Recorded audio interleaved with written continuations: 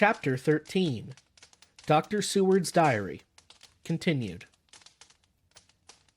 The funeral was arranged for the next succeeding day, so that Lucy and her mother might be buried together. I attended to all the ghastly formalities, and the urbane undertaker proved that his staff were afflicted or blessed with something of his own obsequious suavity. Even the woman who performed the last offices for the dead remarked to me, in a confidential, brother-professional way, when she had come from the death chamber, "She makes a very beautiful corpse, sir. It's quite a privilege to attend on her. It's not too much to say that she will do credit to our establishment." I noticed that Van Helsing never kept far away. This was possible from the disordered state of things in the household. There were no relatives at hand, and as Arthur had to be back the next day to attend at his father's funeral, we were unable to notify anyone who should have been bidden. Under the circumstances, Van Helsing and I took it upon ourselves to examine papers, etc. He insisted upon looking over Lucy's papers himself. I asked him why, for I feared that he, being a foreigner, might not be quite aware of English legal requirements, and so in ignorance might make some unnecessary trouble. He answered me, I know. You forget that I am a lawyer as well as a doctor. But this is not altogether for the law. You knew that when you avoided the coroner. I have more than him to avoid. There may be papers more, such as this." And as he spoke, he took from his pocketbook the memorandum which had been in Lucy's breast, and which she had torn in her sleep. "When you find anything of the solicitor, who is for the late Mrs. Westana, seal all her papers, and write him tonight. For me, I watch here in the room, and in Miss Lucy's old room all night, and I myself search for what may be. It is not well that her very thoughts go into the hands of strangers." I went on with my part of the work, and in another half hour had found the name and address of Mrs. Westerner's solicitor, and had written to him. All the poor lady's papers were in order. Explicit directions regarding the place of burial were given. I had hardly sealed the letter when, to my surprise, Van Helsing walked into the room, saying, "Can I help you, friend John? I am free, and if I may, my service is to you." "Have you got what you look for?" I asked, to which he replied, "I did not look for any specific thing. I only hope to find, and find I have, all that there was, only some letters, a few memoranda, and a diary new begun. But I have them here, and we shall for the present say nothing of them. I shall see that poor lad tomorrow evening, and with his sanction I shall use some." When we had finished the work in hand, he said to me, "And now, friend John, I think we may to bed. We want sleep, both you and I, and rest to recuperate. Tomorrow we shall have much to do, but for tonight there is no need for us, alas."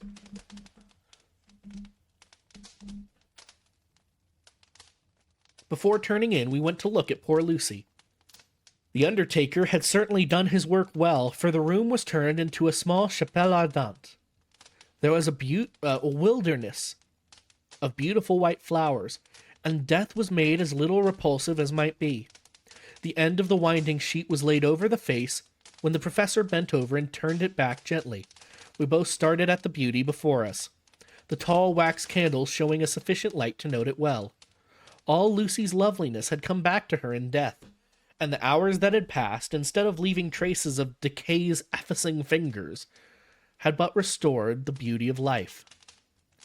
Till positively, I could not believe my eyes that I was looking at a corpse.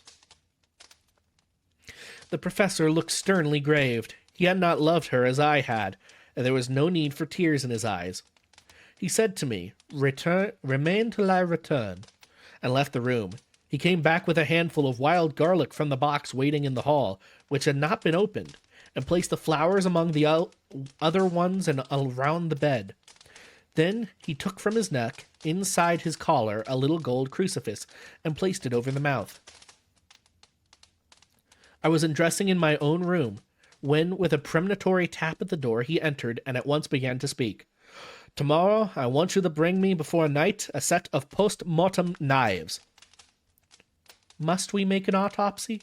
I asked. "Yes and no. I want to operate, but not as you think. Let me tell you now, but not a word to another. I want to cut off her head and take out her heart." "You a sergeant and so shocked. You, whom I have seen with no tremble of hand or heart, do operations of life and death that makes the rest shudder. Ha! But I must not forget, my dear friend John, that you loved her, and I have not forgotten it, for it is I that shall operate, and you must only help. I'd like to do it tonight, but for Arthur I must not. He will be free after his father's funeral tomorrow, and we will want to see her, to see it. Then, when she is coffined ready for the next day, you and I shall come when all sleep. We shall unscrew the coffin lid, and shall do our operation, and then replace all, so that none know save we alone. But why do it at all? The girl is dead. Why mutilate her poor body without need? And if there is no necessity for a post-mortem and nothing to gain by it, no good to her, to us, to science, to human knowledge, why do it? Without such, it is monstrous. For answer, he put his hand on my shoulder and said with infinite tenderness, Friend Jean, I pity your poor bleeding heart, and I love you more because it does so bleed. If I could, I would take on myself the burden that you do bear, but there are things that you know not, but that you shall know, and bless me for knowing, though they are not pleasant things. Jean, my child, you have been my friend now many years, and yet did you ever know me to do any without good cause? I may err. I am but man, but I believe in all I do. Was it not for these causes that you sent for me when the great trouble came? Yes. Were you not amazed, nay horrified, when I would not let Arthur kiss his love, though she was dying, and snatched him away by all my strength? Yes, and yet you saw how she thanked me. With her so beautiful dying eyes, her voice too so weak, and she kissed my old rough hand and blessed me? Yes. And did you not hear me swear promise to her? That so she closed her eyes grateful? Yes. Well, I have good reason now for all I want to do. You have for many years trust me. You have believed me weeks past, when there be things so strange that you might have well doubt. Believe me yet a little, friend John, and if you trust me not, then I must think what I think, and that is not perhaps well. And if I work I shall, no matter trust or no trust. Without my friend trust in me, I work with heavy heart and feel oh so lonely, when I want all help and courage there may be. He paused a moment and went on solemnly. Friend Jean, there are strange and terrible days before us. Let us not be two, but one, so that we work to a good end. Will you not have faith in me? I took his hand and promised him. I held my door open as he went away and watched him go into his room and close the door. As I stood without moving, I saw one of the maids pass silently along the passage, scatter back towards me so did not see me, and go into the room where Lucy lay. The sight touched me. Devotion is so rare, and we are so grateful to those who show it unasked to those we love. Here was a poor girl putting aside the terrors which she naturally had of death, to go watch alone by the bier of her mistress whom she loved, so that the poor clay might not be lonely, till laid till eternal rest. I don't trust that. I don't trust that. I don't trust that. I must have slept long and soundly, for it was broad daylight when Van Helsing waked me by coming into my room. He came over to my bedside and said, You need not trouble about the knives. We shall not do it. Why not? I asked, for his solemnity of the night before had greatly impressed me. Because, he said sternly, it is too late, or too early. See, here he held up the little golden crucifix. This was stolen in the night. How stolen? I asked in wonder, since you have it now. Because I get it back from the worthless wretch who stole it, from the woman who robbed the dead and the living. Her punishment will surely come, but not through me. She knew not altogether what she did, and thus unknowing she only stole. Now we must wait. He went away on the word, leaving me with a new mystery to think of, a new puzzle to grapple with. The forenoon was a dreary time, but at noon the solicitor came, Mr. Marquand, of Holman Sons, Marquand and Litterdale. He was very genial and very appreciative of what we had done, and took off all our hands all cares as to details. During lunch, he told us that Mrs. Westerna had for some time expected sudden death from her heart, and had put her affairs in absolute order. He informed us that, with the exception of a certain entailed property of Lucy's father's, which now, in default of direct issue, went back to a distant branch of the family, the whole estate, real and personal, was left absolutely to Arthur Holmwood. When he had told us so much, he went on. Frankly, we did our best to prevent such a testamentary disposition, and pointed out certain contingencies that might leave her daughter either penniless or not so free as she should be able to act regarding a matrimonial alliance. Indeed, we pressed the matter so far that we almost came into collision, for she asked us if we were or were not prepared to carry out her wishes. Of course, we had then no alternative but to accept. We were right in principle, and 99 times out of 100 we should have proved, by the logics of the events, the accuracy of our judgment. Frankly, however, I must admit that this, in any case, that in this case, any other form of disposition would have rendered impossible the carrying out of her wishes. For by her preceding her daughter, the latter would have come into possession of the property, and even had she only survived her mother by 5 minutes, her property would, in case there were no will, and a will was a practical impossibility in such a case, have been treated at her decease as under intestacy, in which Lord Godalming, though so dear a friend, would have had no claim in the world, and the inheritors, being remote, would not be likely to abandon their just rights for sentimental reasons regarding an entire stranger. I assure you, my dear sirs, I am rejoiced at the result, perfectly rejoiced. He was a good fellow, but his rejoicing at the one little part in which he was officially interested of so great a tragedy was an object lesson in the limitations of sympathetic understanding.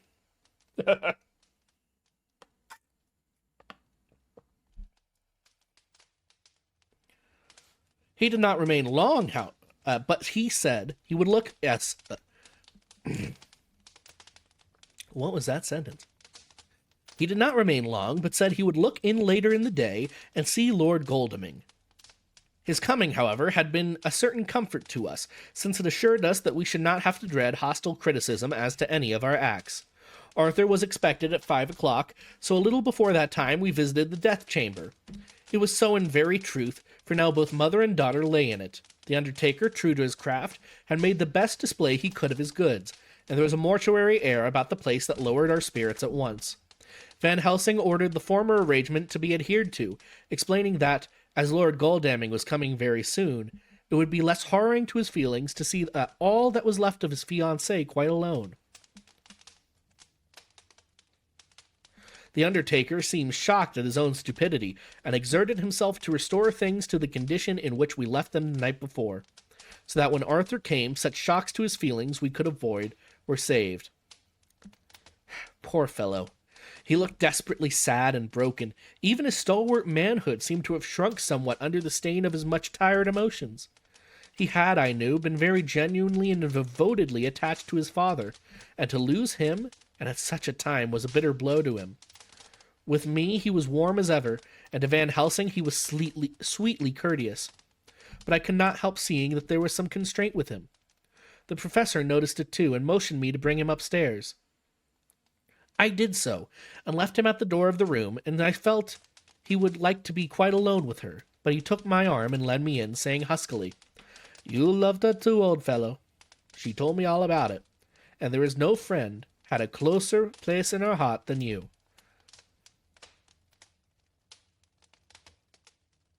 Who's saying this? Arthur saying it. "You loved her too, old fellow. She told me all about it, and there was no friend who had a closer place in her heart than you. I don't know how to thank you for all you've done for her." I can't think yet. Here he suddenly broke down and threw his arms around my shoulders and laid his head on my breast, crying, "Oh, Jack! Jack, what shall I do? The whole of life seems gone from me all at once. There is nothing in the wide world for me to live for." I comforted him as well as I could. In such cases, men do not need much expression. A grip of the hand, the tightening of an arm over a shoulder, a sob in unison, are expressions of sympathy dear to a man's heart. I stood still and silent until his sobs died away, and then I said softly to him, "Come and look at her." Together we moved over to the bed, and I lifted the lawn from her face. God, how beautiful she was. Every hour seemed to be enhancing her loveliness. It frightened and amazed me somewhat. And as for Arthur, he fell a trembling, and finally was shaken with doubt as with an ague. And, after a long pause, he said to me in a faint whisper, "Jack, is she really dead?" I assured him sadly that it was so, and went on to suggest, for I felt that such a horrible doubt should not have life for a moment longer than I could, that it often happened that after death faces became softened, and even resolved into their youthful beauty, that this was especially so when death had been preceded by any acute or prolonged suffering. It seemed to quite do away with any doubt. And, after kneeling beside the couch for a while and looking at her lovingly and long, he turned aside. I told him that that must be goodbye, as the coffin had to be prepared, so he went back and took her dead hand in his and kissed it, and bent over and kissed her forehead. He came away, fondly looking back over his shoulder at her as he came. I left him in the drawing-room, and told Van Helsing that he had said goodbye, so the latter went to the kitchen to tell the undertaker's men to prepare with the preparations, and to screw up the coffin.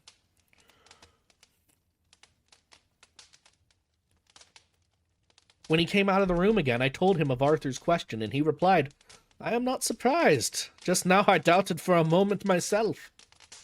We all dined together, and I could see that poor Art was trying to make the best of things. Van Helsing had been silent all dinner time, but when we had lit our cigars, he said, "Lord," but Arthur interrupted him. No, not that, for God's sake. Not yet, at any rate. Forgive me, sir, I did not mean to speak offensively. It is only because my loss is so recent. The professor answered very sweetly, "I only used that name because I was in doubt.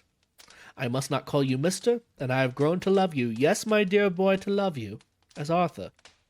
Arthur held out his hand and took the old man's warmly. "Call me what you will," he said.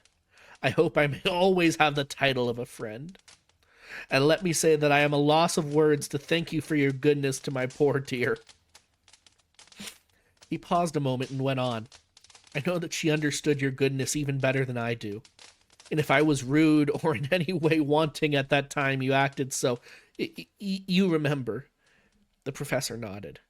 "You must forgive me." He answered it with a grave kindness. "I know it was hard for you to quite trust me then, for to trust such violence needs to understand, and I take it that you cannot trust me now, for you do not yet understand, and there may be more times when I shall want you to trust when you cannot, and may not, and must not yet understand. But the time will come when your trust shall be whole and complete in me, and when you shall understand as though the sunlight himself shone through. Then you shall bless me from first to last for your own sake, and for the sake of others, and for her dear sake, to whom I swore to protect." "And indeed, sir," said Arthur warmly, "I shall always trust you. I know and believe you have had a very noble heart, and you are Jack's friend, and you are hers. You shall do what you like." The professor cleared his throat a couple of times, as though about to speak, and finally said, "May I ask you something now?" "Certainly." "You know that Mrs. Westana left you all her property?" "No. Poor dear, I never thought of it."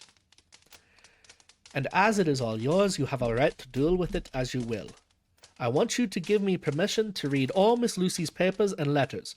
Believe me, it is no idle curiosity. I have a motive of which, be sure, she would have approved. I have them all here. I took them before we knew that all was yours, so that no strange hand might touch them. No strange eye might look through those words into her soul. I shall keep them if I may, even if you may not yet see them. But I shall keep them safe. No word shall be lost, and in the good time I shall give them back to you. It's a hard thing I ask, But you will do it, will you not, for Lucy's sake? Arthur spoke out heartily, like his own self. Dr. Van Helsing, you may do what you will. I feel that in saying this I am doing what my dear one would have approved. I shall not trouble you with questions till the time comes. The old professor stood up as he said solemnly, And you are right. There will be pain for us all. But it will not be all pain, nor will this pain be the last. We, and you too, you most of all, my dear boy, will have to pass through the bitter water before we reach the sweet. But we must all be brave of heart and unselfish, and do our duty, and all will be well. I slept on a sofa in Arthur's room that night. Van Helsing did not go to bed at all. He went to and fro as if patrolling the house, and was never out of sight of the room where Lucy lay in her coffin, strewn with the wild garlic flowers, which sent, through the odor of lily and rose, a heavy, overpowering smell into the night.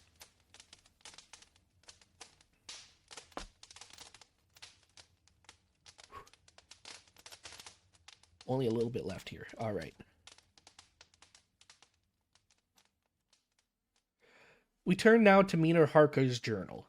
The 22nd of September, in the train to Exeter, Jonathan sleeping. It seems only yesterday that the last entry was made, and yet how much between then, in Whitby and all the world before me, Jonathan away and no news of him, and now married to Jonathan. Jonathan a solicitor, a partner, rich, master of his business, Mr. Hawkins dead and buried, and Jonathan with another attack that may harm him. Some day he may ask me about it. Down it all goes. I am rusty in my shorthand. See what unexpected prosperity does for us. So it may be as well to freshen it up again with an exercise anyhow. The service was very simple and very solemn. There were only ourselves and the servants there, one or two old friends of his from Exeter, his London agent, and a gentleman representing Sir John Paxton, the president of the Incorporated Law Society. Jonathan and I stood hand in hand, and we felt that our best and dearest friend was gone from us. We came back to town quietly, taking a bus to Hyde Park Corner. Jonathan thought it would interest me to go into the Row for a while, so we sat down, but there were very few people there, and it was sad-looking and desolate to see so many chairs. It made us think of the empty chair at home, so we got up and walked down Piccadilly. Jonathan was holding me by the arm, the way he used to in old years before I went to school. I felt it very improper, for you can't go on for some years teaching etiquette and decorum to other girls without the pedantry of it biting into yourself a bit. But it was Jonathan, and he was my husband, and we didn't know anybody who saw us, and we didn't care if they did. So on we walked. I was looking at a very beautiful girl in a big cartwheel hat sitting in a Victoria outside Giuliano's, when I felt Jonathan clutch my arm so tight that he hurt me, and he said under his breath, "My God." I am so anxious about Jonathan, for I fear that some nervous fit may upset him again, so I turned to him quickly and asked what it was that disturbed him. He was very pale, and his eyes seemed bulging out as half in terror and half in amazement he gazed at a tall, thin man with a beaky nose and black mustache and pointed beard, who was also observing the pretty girl. He was looking at her so hard that he did not see either of us, and so I had a good view of him. His face was not a good face. It was hard and cruel and sensual, and his big, white teeth that looked all the whiter because his lips were so red were pointed like an animal's. Jonathan kept staring at him till I was afraid he would notice. I feared he might take it ill, he looked so fierce and nasty. I asked Jonathan why he was disturbed, and he answered, evidently thinking that I knew as much about it as he did. "Do you see who it is?" "No, dear," I said. I don't know him. Who is it?" His answer seemed to shock me and thrill me, for it was said as if he did not know that it was to me, Mina, to whom he was speaking. "It is the man himself." The poor dear was evidently terrified at something, very greatly terrified. I do believe that if he had not had time to lean on me and to support him, he would have sunk down. He kept staring. A man came out of the shop with a small parcel and gave it to the lady, who then drove off. The dark man kept his eyes fixed on her, and when the carriage moved up Piccadilly, he followed in the same direction and hailed a hansom. Jonathan kept looking after him, and said, as if to myself, I believe it is the Count, but he has grown young. My God, if this be so, oh my God, if only I knew, if only I knew. He was distressing himself so much that I feared to keep his mind on the subject by asking him any questions, so I remained silent. I drew him away quietly, and he, holding my arm, came easily. We walked a little further, and then went in and sat for a while in the Green Park. It was a hot day for autumn, and there was a comfortable seat in a shady place. After a few minutes staring at nothing, Jonathan's eyes closed, and he went quietly into a sleep with his head on my shoulder.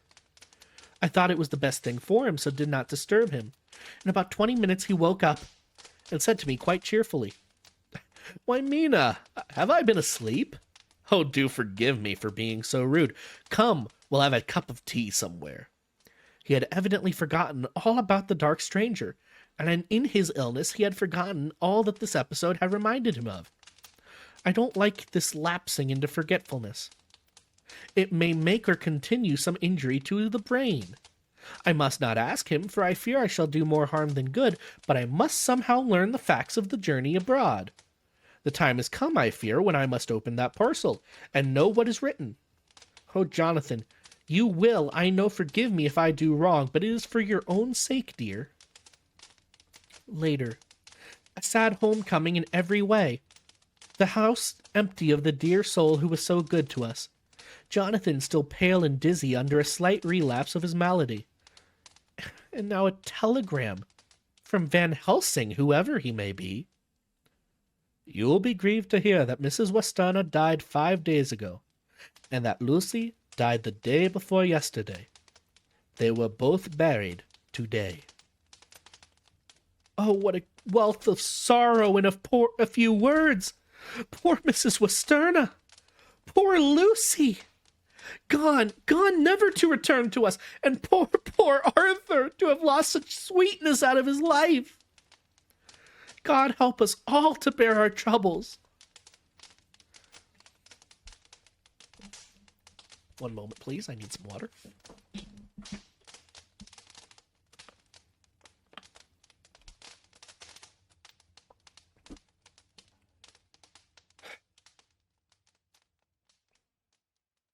Dr. Seward's Diary, the 22nd of September. It is all over. Arthur has gone back to Ring and has taken Quincy Morris with him. What a fine fellow is Quincy. I believe in my heart of hearts that he suffered as much about Lucy's death as any of us, but he bore himself through it like a moral Viking. If America can go on breeding men like that, she will be a power in the world indeed. Why, thank you, Dr. Seward. Van Helsing is lying down, having a rest preparatory to his journey. He goes over to Amsterdam tonight, but says he returns tomorrow night, that he only wants to make some arrangements which can only be made personally. He is to stop with me then, if he can. He says he has work to do in London, which may take him some time. Poor old fellow. I fear that the strain of the past week has broken down even his iron strength. All the time of the burial, he was, I could see, putting some terrible restraint on himself.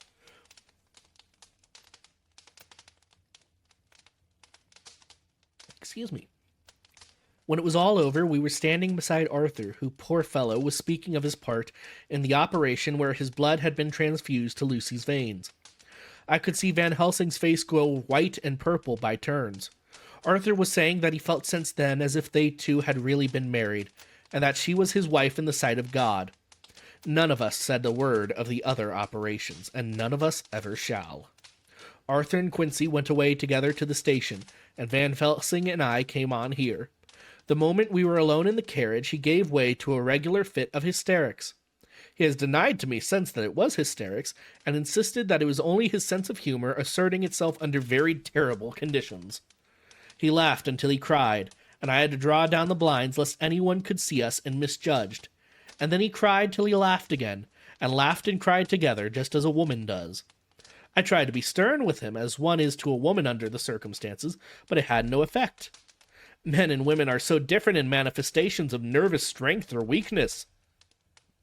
Then, when his face grew grave and stern again, I asked him why his mirth, and why at such a time. His reply was in a way characteristic of him, for it was logical and forceful and mysterious. He said, "Ah, you don't comprehend, friend John. Do not think I am not sad, though I laugh. See, I've cried even when the laugh did choke me. But no more think that I am all sorry when I cry, for the laugh he come just the same. Keep it always with you that laughter who knock at your door and say, 'May I come in?' is not the true laughter. No, he is a king, and he come when and how he like. He ask no person. He choose no time of suitability. He say, 'I am here.' Behold, an example I grieve my heart out for that so sweet young girl. I give my blood for her, though I am old and worn. I give my time, my skill, my sleep. I let my other sufferers want so that she may have all. And yet I can laugh at her very grave. Laugh when the clay from the spade of the sexton drop upon her coffin, and say, 'Thud, thud,' to my heart, till it send back the blood from my cheek. My heart bleed for that poor boy, that dear boy, so the age of mine own boy when I had been blessed that he live with his hair and his eyes the same. There, now you know why I love him so. And yet when he says things that touch my husband heart to the quick, and make my father heart yearn to him as to no other man, not even to you, friend John, for we are more level in experiences than father and son. Yet even at such moment, King Laugh, he come to me, and shout and bellow in my ear, 'Here I am,' till the blood come dance back and bring some of the sunshine he carry with him to my cheek. Oh, friend John, it is a strange world, a sad world, a world full of miseries and woes and troubles, and yet when King Laugh come, he make them all dance to the tune he play. Bleeding hearts and dry bones of the churchyard, and tears that burn as they fall, all dance together to the music that he make with that smileless mouth of him. And believe me, friend John, that he is good to come, and kind. Ha! We men and women are like ropes drawn tight with strain that pull us up different ways. Then tears come, and like the rain on the ropes, they brace us up, until perhaps the strain has become too great, and we break. But King Laugh, he come like the sunshine, and he ease off the strain again. And we bad to go on with our labor, what it may be.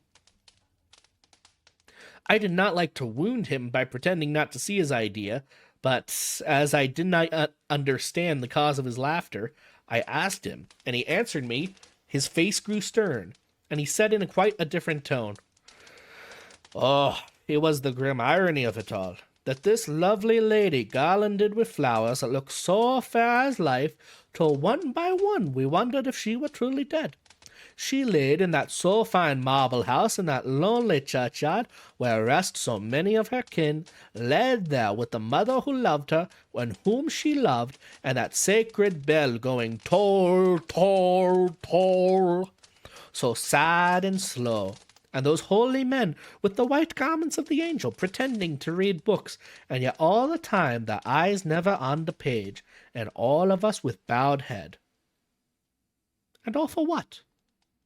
She is dead. So? Is it not?" "Well, for the life of me, Professor," I said, "I can't see anything to laugh at in all that. Why, your explanation makes it a harder puzzle than before. But even if that burial service was comic, what about poor Art and his trouble? Why, his heart was simply breaking." "Just so. Said he not the transfusion of blood to her veins had made her truly his bride?" "Yes, and it was a sweet and comforting idea for him." "Quite so. But there was a difficulty, friend John. If so that, then what about the others? Then this so sweet maid is a polyandrist, and me, with my poor wife dead to me, but alive by church's law, through no writs, all gone, even I, who am faithful husband to this now no wife, am bigamist." "I I don't see where the joke comes in there either, I said, and I did not feel particularly pleased with him for saying such things. He laid his hand on my arm and said, "Friend John, forgive me if I pain. I showed not my feeling to others when it would wound, but only to you, my old friend whom I can trust. If you could have looked into my very heart, then when I want to laugh, and if you could have done so when the laugh arrived, and if you could do so now, when King Laugh have pack up his crown, and all that is to him, for he go far, far away from me, and for a long, long time, maybe you would perhaps pity me the most of all." I was touched by the tenderness of his tone, and asked why I would pity him. "Because I know." And now we are all scattered, and for many a long day loneliness will sit over our roofs with brooding wings. Lucy lies in the tomb of her kin, a lordly death house in a lonely churchyard, away from teeming London, where the air is fresh, and the sun rises over Hampstead Hill, and where wildflowers grow of their own accord. So I can finish this diary. God only knows if I shall ever begin another. If I do, or if I ever open this again, it will be to deal with different people and different themes. For here at the end, where the romance of my life is told, ere I go back to take up the thread of my life work, I say sadly and without hope, finis.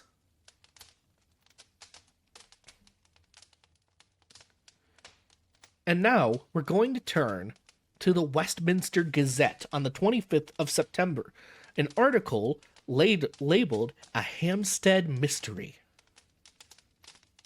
The neighborhood of Hampstead is just at present exercised with a series of events which seem to run on lines parallel to those of what was known to the writers of headlines as the Kensington Horror, or the Stabbing Woman, or the Woman in Black. During the past 2 or 3 days, several cases have occurred of young children straying from home or neglecting to return from playing on the heath.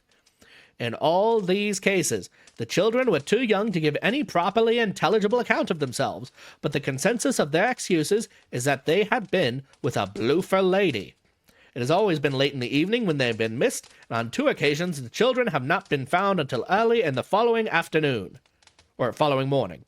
It is generally supposed that in the neighborhood that, as the first child missed gave his reason for being away, that a bloofer lady had asked him to come for a walk, the others had picked up the phrase and used it as occasion served. This is the more natural, as the favorite game of the little ones at present is luring each other away by wiles. A correspondent writes us that to see some of the tiny tots pretending to be the bloofer lady is supremely funny. Some of our caricaturists might, he says, take a lesson in the irony of grotesque by comparing the reality and the picture. It is only in accordance with general principles of human nature that the bloofer lady should be the popular role at these al fresco performances. Our correspondent naively says that even Ellen Terry could not be so winningly attractive as some of these grubby-faced little children pretend and even imagine themselves to be. There is, however, possibly a serious side to the question, for some of the children, indeed all who have been missed at night, have been slightly torn or wounded in the throat. The wounds seem such as might be made by a rat or a small dog, and although of not much importance individually, would tend to show that whatever animal inflicts them has a system or method of its own. The police of the division have been instructed to keep a sharp lookout for straying children, especially when very young, in and around Hampstead Heath, and for any stray dog which may be about. Oh no.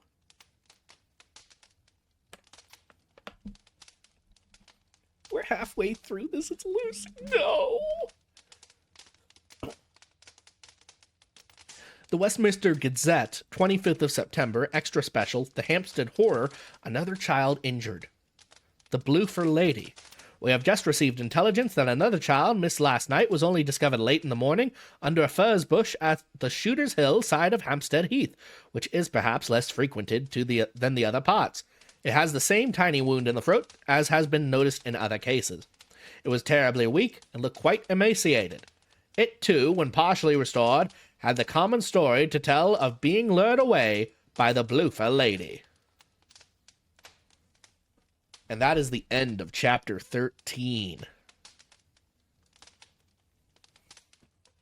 Welp. Lucy's a vampire. God.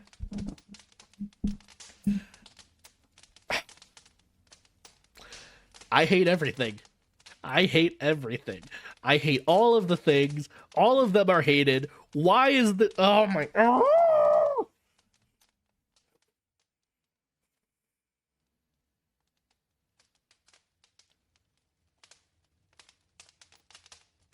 Why children? Children are easy. She's a young vampire. Why not kill the children?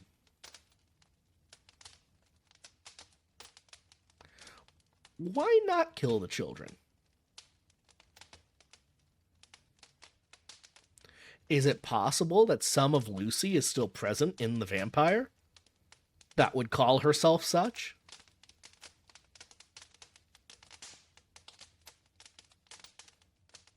I don't know.